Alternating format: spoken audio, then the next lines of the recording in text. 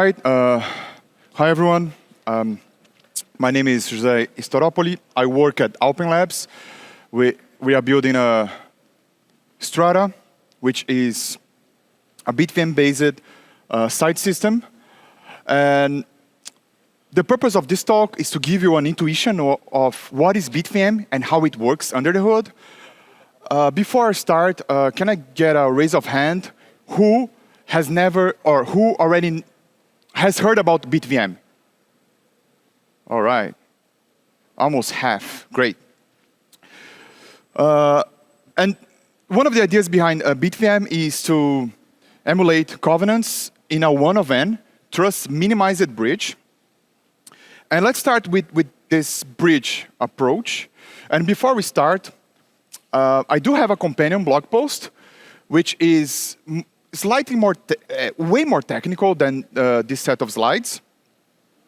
And they are at this QR code or storopoli.com, my surname, /blog/BitVM.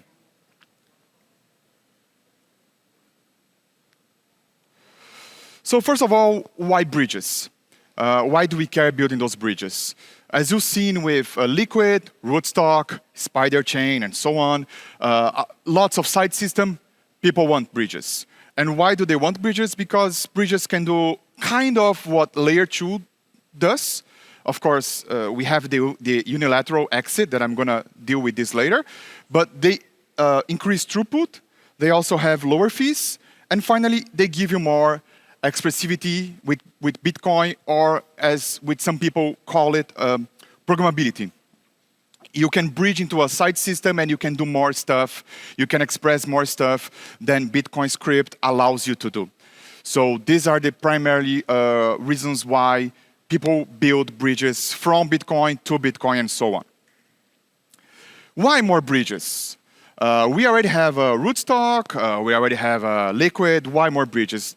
Those bridges, they are like Trust Me Bro bridges, federated majority multisig, and we could have something like a one-of-n.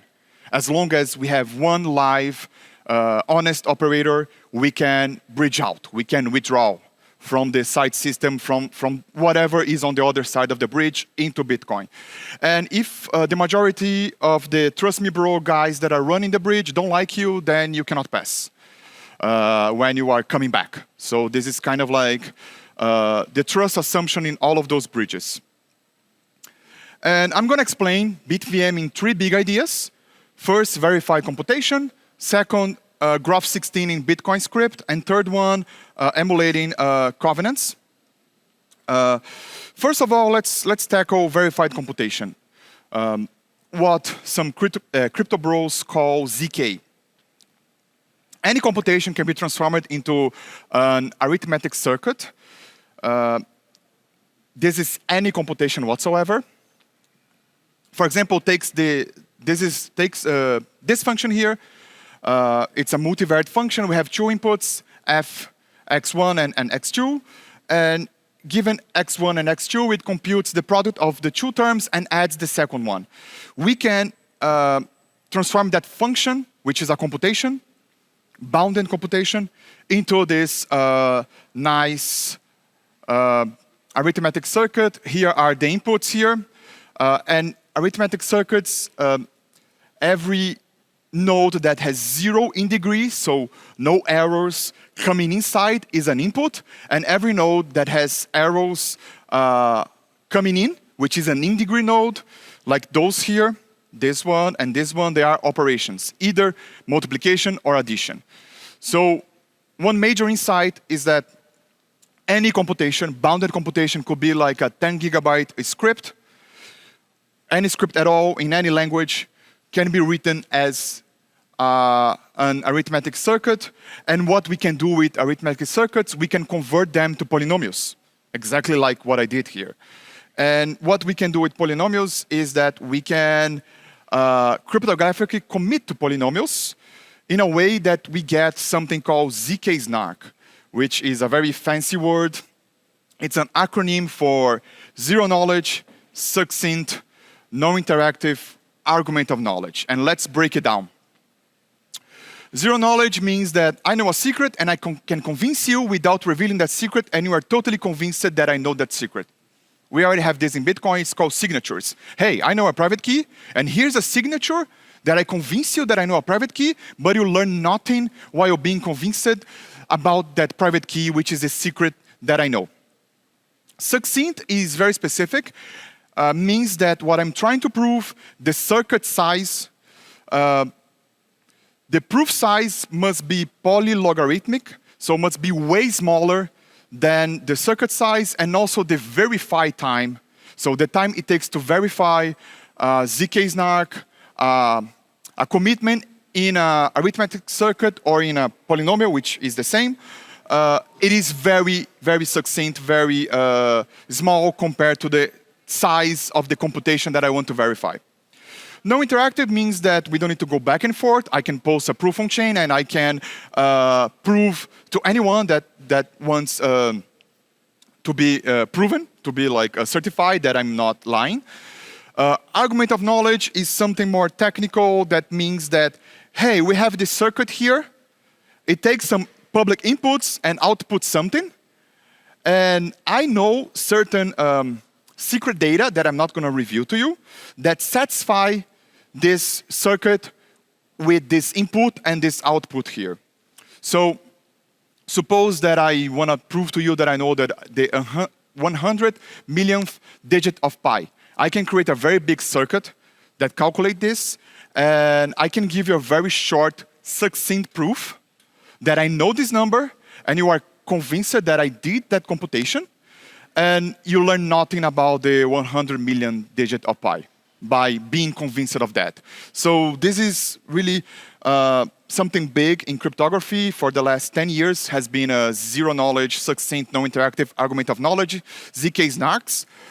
And we can do this with any computation because any computation can be transformed into an arithmetic circuit, which can then be transformed again to a polynomial, and then we can use polynomials to do cryptographic commitments and create ZK snarks out of that. And the best one that we have so far in both proof size and verification time is Graph 16. Why is that? First, Graph 16 stands for Jens Graph, published that paper in 2016. Here's the ePrint ID. It's 2016, paper 260.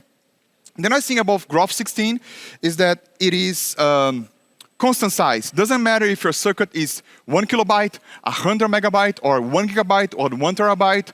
The proofs are always 192 bytes at most, so 200 bytes-ish. And also, it is constant size verification. You only need to do 3 group elements, which is 3 elliptic curves, pairings, and multiplications. That's how you check any Graph 16 proof. Doesn't matter, irrespective of the size of the circuit or the size of the computation that you want to be verified. Now, that was the first idea. The second idea is, this is very nice. I want this. How can we can get this very succinct and fast prover into Bitcoin? That's how the second big idea comes in, which is to grab Graph 16 and make it work in Bitcoin script. So first of all, what do we need for Graph 16? Well, we need to do 256-bit elliptic curve math, which means we need to do multiplication, addition, division, modular division, and maybe it will help if you have some left and right shifts, so bit shifts, that also will help us. But unfortunately, we only have 32-bit addition in Bitcoin and some very limited alternate stack. That's what we have in Bitcoin. Can we do this in Bitcoin, doing a 256 crazy moon math, elliptic curve math, using only 32-bit addition and some alternate stack? Turns out that yes, we can. If you go to the BitVM /BitVM repo, that's the repository of the BitVM Alliance compiler, which is an alliance that Alpen and Strata is part of, that is collecting efforts together from other people that are building BitVM-based bridges to build a compiler together.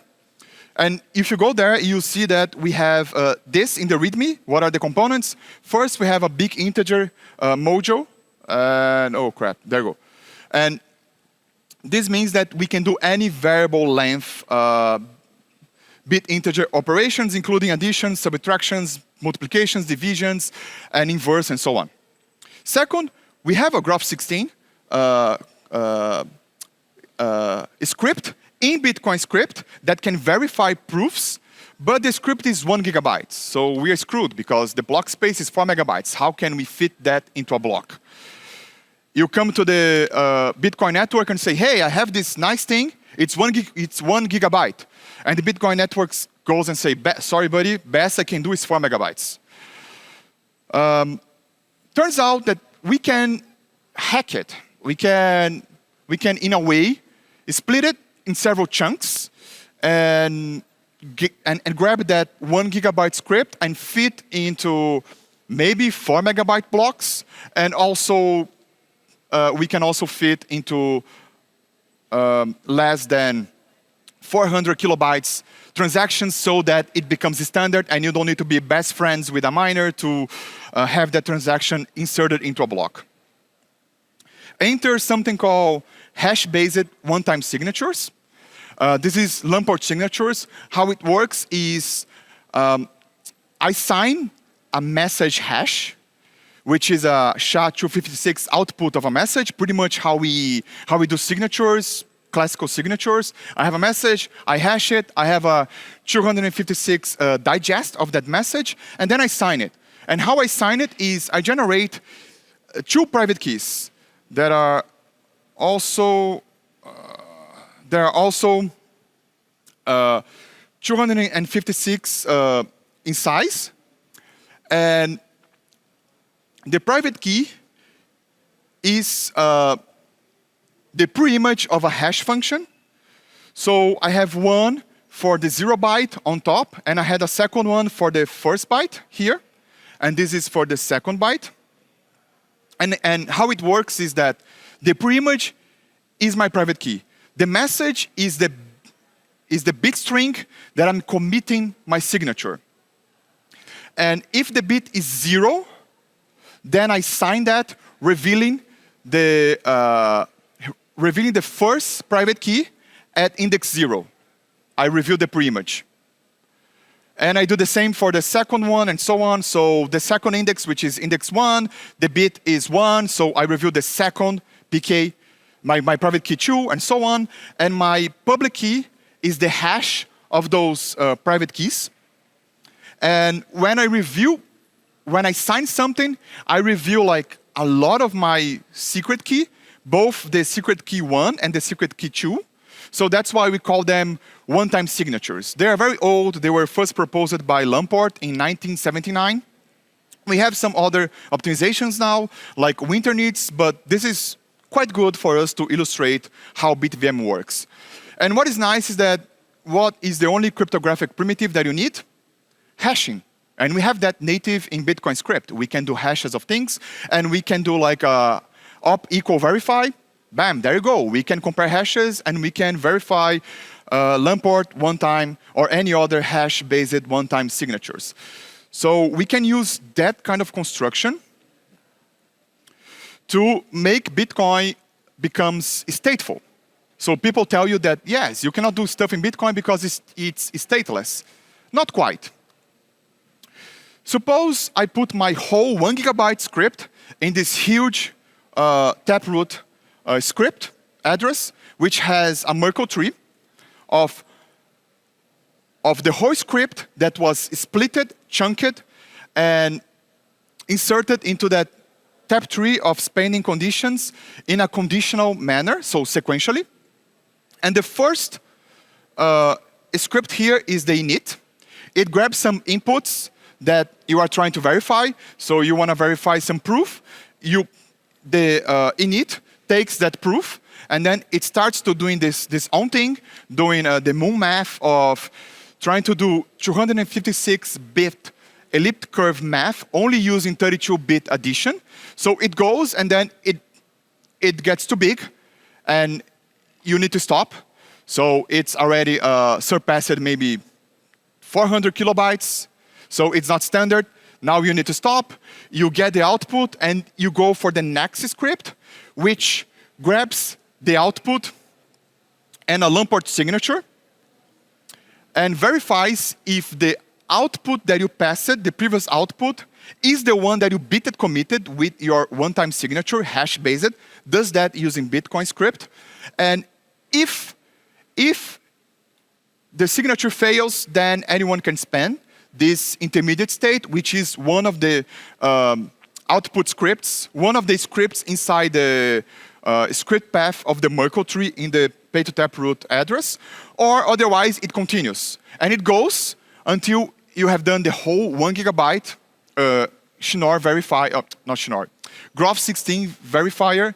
And the last one carries the previous state and pretty much goes, and it doesn't need to bit commit to a next state because it's done. And finally, it has a check signature for some prover public key. And what this means is that if my proof is false, is fraudulent, if I cannot prove to you using the Bitcoin script Graph16 verifier, the zk-snark, the zero knowledge verifier, if I cannot prove to you, if either one of those intermediate states is false because of the failed one-time signatures, I can spend, and I can spend that script, and I can take your money, or otherwise, nobody can spend those intermediate outputs. Only the verifier can spend the last one with this check sig here in the bottom. So that's the nice idea how you put a Graph16 ZKP verifier using Bitcoin script. You grab the whole thing, you create a compiler that does everything using op32, op-add, which is 32-bit addition. And then you do some hash-based one-time signatures to pass the state around, and you chunk it. You put it in intermediate scripts, and that's how you fit a really nice 1 gigabyte script using a single taproot address. Because we have, so the tree depth is maximum of 128. So this means that you can put 2 to the 128 scripts inside of that, and each one can be at most 400 kilobytes. So you can pretty much put anything that you want there, even Doom. If you want to play Doom using BitVM, you can do that. This is pretty much explaining what I just said. Inputs go to the input. We pass the states sequentially using Lamport signatures. If everything is valid, only the prover can spend the final leaf with his PK and checking the signature. If one or more of the intermediate states are invalid, this means that the proof is invalid, and anyone can spend one of the intermediate leaves, and pretty much I disprove you on chain, and I can grab your money. That's how we do a verified computation in Bitcoin. Now let's go to the third big idea. How we're going to emulate covenants. Yeah, let's talk about the C word. And when I did this slide, I thought I was the only one who's going to say about covenants, so it's not a very good joke. Covenants. The definition, this is a very nice definition from Bitcoin Optech. Covenants is a way for you to change some consensus rules that would allow a script to prevent an authorized spender from spending to certain other scripts. So I can restrict the ways that my script pub key or my transaction can be spent. Right now in Bitcoin, we don't have covenants. We have some sort of like transaction introspection, which is absolute and relative time locks, which I think they are somewhat covenants-ish. We need to emulate these kind of things. And I think that we already seen in this conference from the talks early that how we emulate covenants is pretty much with transaction pre-signing and connector outputs. That's pretty much what we need to emulate covenants. And this is where the bridge comes in. So we create first a transaction graph made of pre-signed transactions. All of those, so suppose we have 3 operators. So operator 1 signs all of the transactions for other two operators and vice versa. And so every operator has his own pre-signed version of the transaction graph by all the other operators. And this allows us for the one-of-n trust assumption, because as long as we have one live and honest operator of the bridge, we can withdraw because of the Graph16 zero-knowledge proof verifier on-chain, and he has his transaction graph pre-signed by everyone else. So this is really important because allows this one-of-n trust minimized assumption. And this is how we do pre-signed transactions.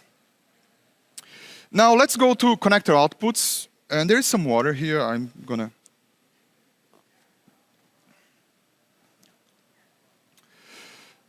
This is not the first time that you are seeing connector outputs, but maybe for the recorded version, I'm gonna quickly explain them.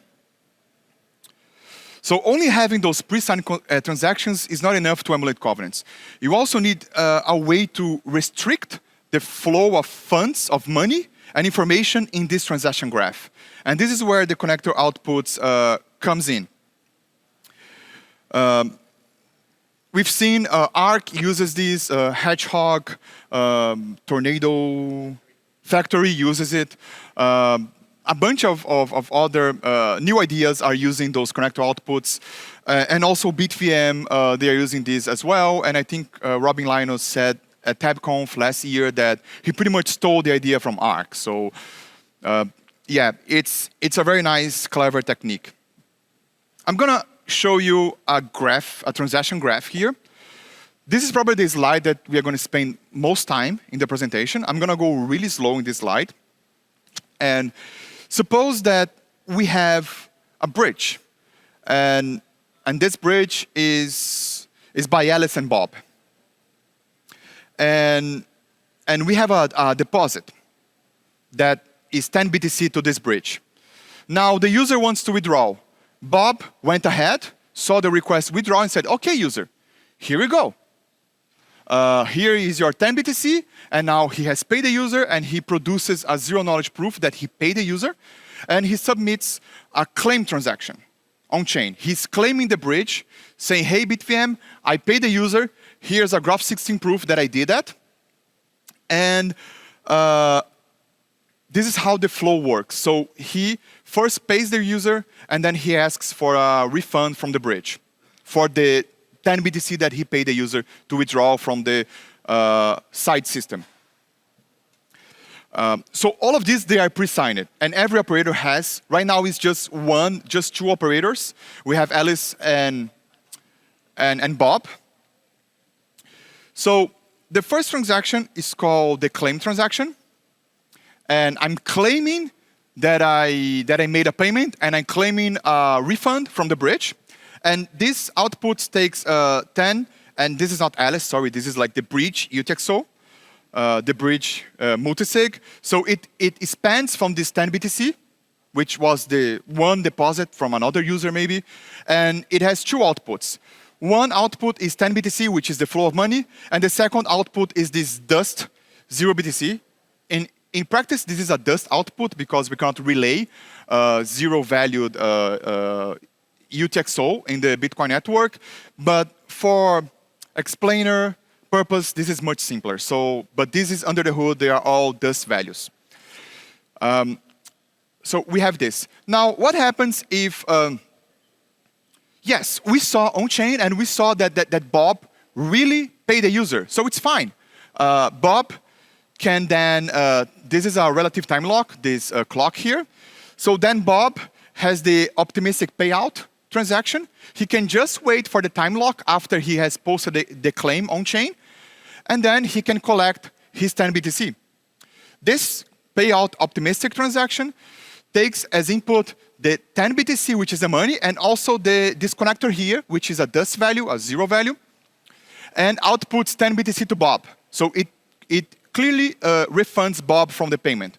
And it's time lock because Alice and all the other operators, they need to verify if really Bob is not doing a fraudulent claim, if Bob is not trying to be dishonest. If Bob is being dishonest, we can go into this challenge transaction here, which is the purple path here. And this challenge transaction, it spans these connector outputs. And so if it spans this 0 BTC purple output, this transaction here, the payout optimistic, is not possible anymore. It's invalid because this input here has been spent. So this pretty much blocks Bob from getting his payout on chain, even after waiting for the time lock. And Alice here, or someone else, can put 0.1 BTC, which is kind of like to represent the fees. Because if I challenge an operator, the operator needs to go on chain and assert himself, which he needs to put the whole Graph16 script on chain. And this is a little bit costly. So to protect from griefing attacks that you challenge every operator, if you're doing a challenge, you pay the fees for the operator to assert himself or herself on chain. And so this is what it does. It pretty much gives 0.1 BTC and gives back to Bob so that Bob can assert himself on chain that he's not doing something funky. He has really proof that he has performed the withdrawal as the protocol describes it. Now, once you do this challenge transaction, this connector output is spent, and the only path is the orange path here that you go with the assert transaction. And this takes the flow of money, which is 10 BTC, and outputs 10 BTC, but this output is locked using our Graph16 script here. And this Graph16 script, it is the one that we saw with the intermediate states. And if Bob cannot be disproven, no intermediate state fails the one-time signature when we are carrying the state from one script to the other, and the only spending condition in that Graph16 verifier is the last one that checks for the Bob's PK and signature. Then he can spend the 10 BTC, of course, also time locked, because the other operators and Alice, they need to take a little bit of time, maybe one day, to really check if the proof is valid. And then he can have his payout here, time locked, if nobody can disprove him within the relative time lock that the protocol describes. Otherwise, if Alice or any one of the other operators that have this graph pre-signed can say, hey, I found one of the intermediate states that is invalid. Your proof is invalid. I'm going to slash you. I'm going to publish the disproved transaction by spending any one of those, at least one of those intermediate leaves that fails the verification, the states, the conditions. Then this will grab this output of 10 BTC, and it will give back to who has challenged him. So the disprover then gets back the money, and this incentivizes good behavior because it punishes bad behavior. And that's kind of like the idea here. I'm going to pause here a little bit and ask if there are any questions, because I think this is the most important slide here. Yeah, there's a bunch of questions.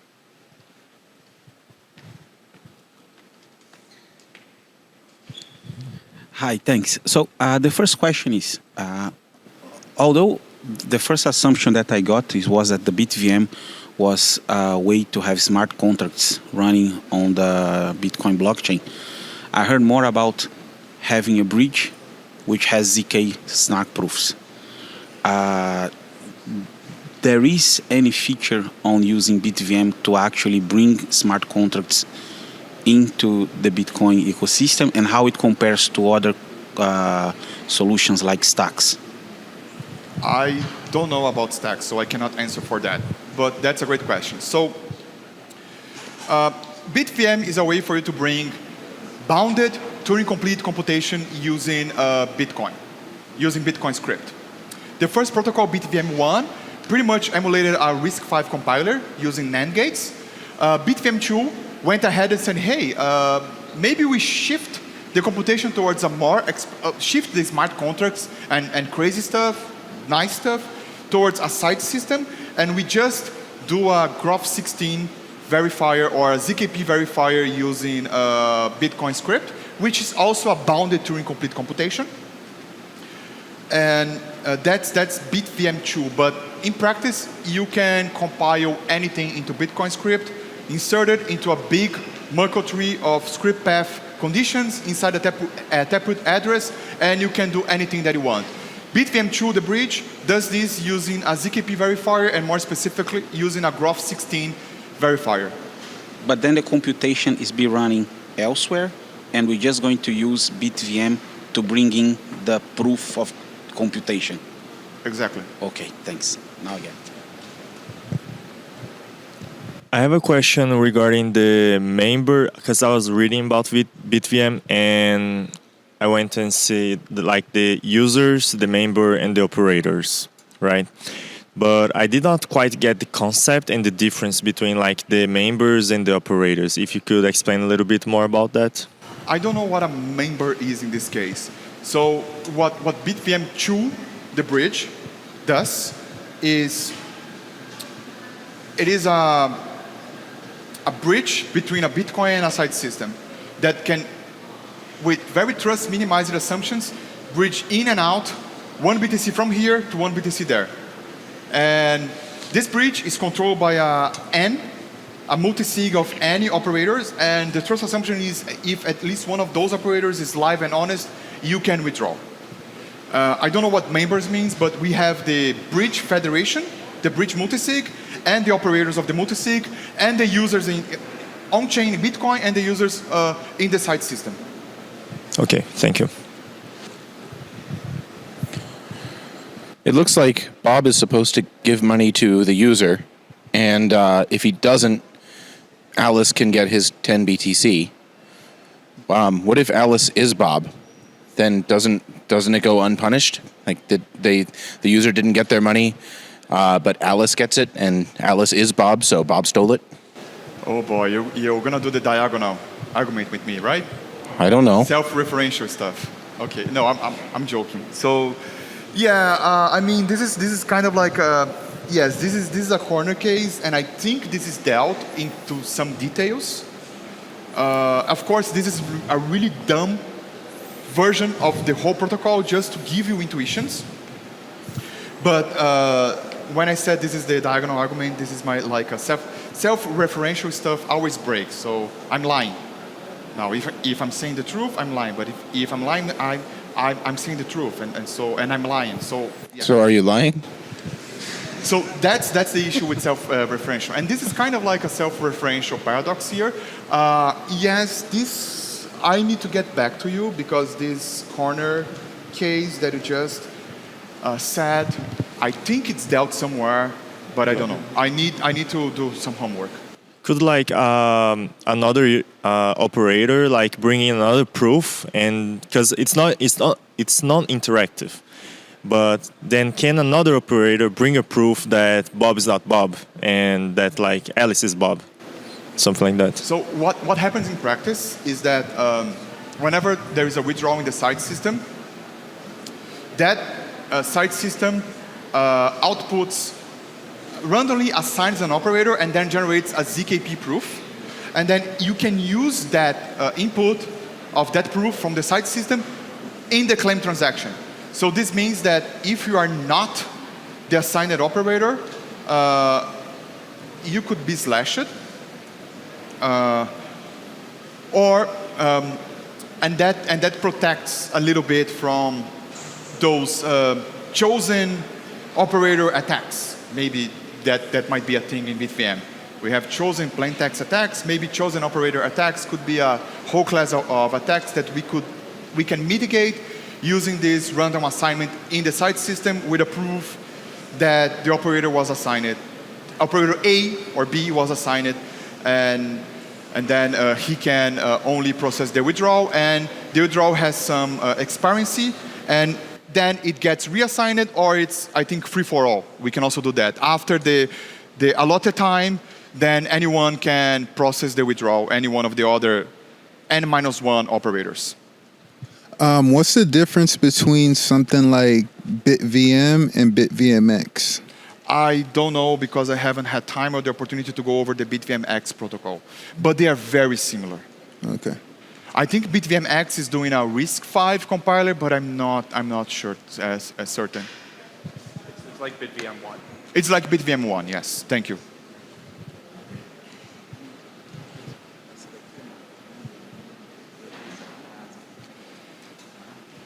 Okay, final question, this slide, then I have some extra slides. This question is not actually about this diagram, but about the signature. Do I understand it right that both private keys are not reused because they are leaked inside the signature, which can be used to reconstruct both keys if the other party knows the message? Yes, you are right. So whenever we sign this thing here, we use just one-time signature because we can use the same one for the whole script and it's fine. But every time that we are doing this, we need to generate a new one hash-based one-time signature again. Okay, thank you. So I'm gonna go 10 minutes because I was delayed 10 minutes. So bonus slide, what happens if you have covenants? So first of all, if you have cat and CTV++, which I don't know if it's a thing, maybe it will become a thing, but it's the upgraded version of CTV that I can choose what aspects of the transaction I can hash and use as a template. Then I can do a trustless bridge, a de facto L2, hey, unilateral withdrawals, because then I don't need a live operator. I don't even need pre-signing. I just do CTV stuff, and I concatenate stuff using opcat, and I can pretty much assert that the transaction that is being broadcasted follows the template, and I can do pretty much a trustless bridge, which is nice. Second, there's something called Great Script Restoration by Rusty Russell from Blockstream, which pretty much brings all the nice dark arts, magic, opcodes that you can do arithmetic cat and other things in Bitcoin, and it will also bring 64-bit arithmetic. So this could make the Graph16 verify, could fit maybe into a single standard transaction. I don't know, I haven't done the math yet, but maybe it could. Second, if you have GSR with cat, then the side system can become a full ZK validity rollup. This means it's a rollup, and rollup it's a layer 2 that somehow writes its state or the diff of the state into the layer 1, uses the layer 1 as a data availability layer. And this is nice because the rollups, they inherit the security of the layer 1 that they are based on. Because if you do like a reorg on, I don't know, Liquid or Spider Chain or any one of those things, you just do Control-C, Control-V, there you go. Cut, paste, oh yeah, I reorg it. In a rollup, you need to reorg also the layer 1, which is really hard. So once you have like an update being inscribed or inserted into layer 1, then you cannot reorg the layer 2, which is the rollup. So this is really nice. Right now, the side system that we are building, which is Strata, it is a ZK optimistic rollup because we cannot make fit into a single block some sort of operation that Bitcoin will validate the state of the rollup, and it will only accept that state update transaction on-chain if it is valid. If we have something like expressive like 64-bit arithmetic, crazy opcodes, and cat, not crazy because they were proposed by Satoshi, so we need to make we need to make Bitcoin great again. But great script restoration, then we can somehow maybe fit into a block the state update from the rollup, and then there is no way that the rollup, because right now optimistic means that I have ice. Every update, it's pretty much like, yeah, I'm just putting anything on chain. If there aren't enough ice, this means that I can do anything on the layer 2. And with the validity rollup, every update is verified by the layer 1. And it's only accepted into the layer 1 as a transaction if it passes the validity proof of the update in the rollup. And finally, if we have check seek from stack, which means that we can sign stuff from the stack. We don't need this whole mumbo jumbo of one-type signatures and doing this in Bitcoin script, which is expensive. We can do it directly with one opcode, which is nice. So why we are building this? This is my final slide. So Bitcoin, I think it's the best money in the world, but Bitcoin DeFi stuff is currently trust me, bro, because it has been brought to Bitcoin with several traumas in the past. So Bitcoin backed loans, yield farms, all of those things that could be nice in Bitcoin if we have a good way to do this with some trustness, not trust me, bro, give me your funds and I'll give you yield, or give me your funds and I'll give you a Bitcoin backed loan. Maybe we can dawn a new era of Bitcoin finance.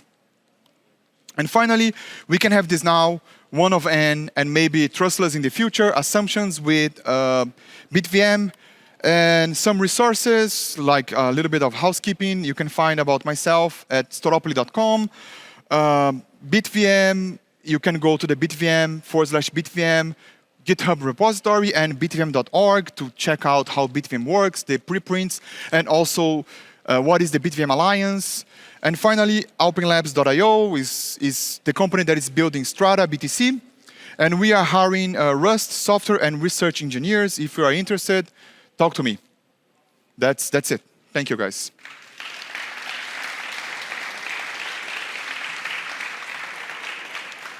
I think we have. Do we have more questions? Time for more questions? Yeah, let's do questions. I have a question about security. If in the current state of the project we are dealing with 1 gigabyte scripts which are quite memory and computationally heavy, can they be abused to mount a denial of service attack on Bitcoin nodes or mining nodes? I don't think so, because the way that we interface with those scripts through the Bitcoin network is by spending chunks of that script, which are pretty much standard. They are less than 400 kilobyte scripts, transactions, and they are relayed by the network. So it's pretty much regular use of block space. So there is a low probability that almost entire script is processed by the single node. I mean, forcing the node to process the entire 1 gigabyte or so of opcodes. I got a question. So no, because once you post the assert transaction, you post the inputs, and I need to run the script, which I have my version, because it's a pre-signed by everyone. I'm an operator, you are an evil operator, you are posting a fault proof. I challenge you, you then post your inputs on chain. I run the script because I have my version of the graph, and I say, oh, there you go, I found it. On script intermediate 21. I found it, then I can spam that script by showing that your Lampert signature is invalid. And so Bitcoin network would only see maybe a 300 kilobyte transaction. I don't need to go the whole script on chain. Okay, so the scripts are pretty standard. They are produced by compilers, so there is no room to manipulate them that way to force the node to compute a lot of opcodes. Yeah. Thank you.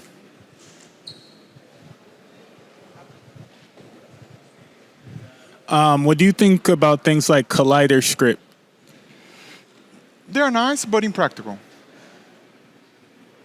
Because this is like, I don't know, we made, this is very fresh. We did some calculations on how it would take to assert yourself on chain, and I think it was less than it was $90 using 3 sets per vbyte. So if you get challenged, you can pretty much emulate covenants right now by going on chain and doing the whole ZKP proof with $90 at 3 sets per vbyte. Collider scripts, you need, I don't know, a small nation GDP to do that.